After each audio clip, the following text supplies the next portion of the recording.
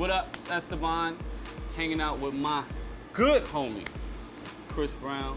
Let's talk about Fortune. Yeah. Now, I was along, you brought me along for the ride. Yeah, you was there for F.A.M.E, you came through, F.A.M.E album. and you saw the process, so you know how we work in the studio.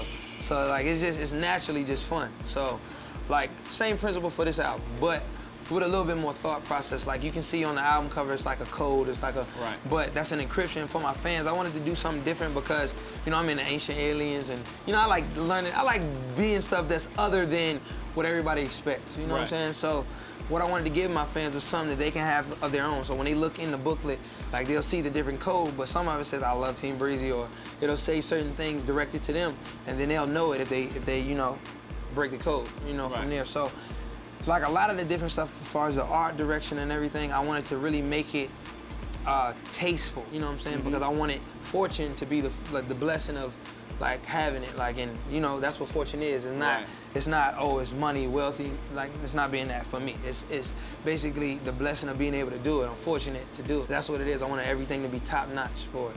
So, as well as the quality in the music. So, same process with in the studio, working with producers.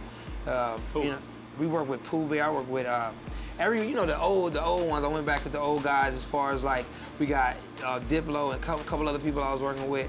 Who else? will.i.am, we work with 2 Chainz, we work with, there's so many people, and a lot of the things because of F.A.M.E album, we work with so many of the same producers that we had that many records. So it was like, cool.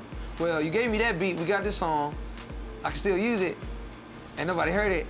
Okay, so some of the songs we recycled, I rewrote certain parts, and me actually getting a chance to kind of co-produce myself with Harmony, a song that I did called Mirage with Nas, and it's just amazing to be able to kind of like just work together and create. So I just like creating. Now, speaking of creating, when I was along for the ride for F.A.M.E, you created like an insane amount of records. Yeah. So when F.A.M.E came out, I had looked at and it was a ton of records that wasn't on there. Yeah. So what from the F.A.M.E cycle made the Fortune cycle, or is it completely different? The songs you know, out of the songs you know, I think 2 made it. Tell me it's a T-Pain. It's definitely, I'm gonna tell you about that song. I have something called Rarities and B-Sides. So I kind of started this. So when y'all see this on iTunes and everything, y'all can give me the credit for it. All the underground artists breaking and getting a lot of money. But what it is Rarities and B-Sides. It's like when you have an album, most of the time people get the album, they buy the album, great.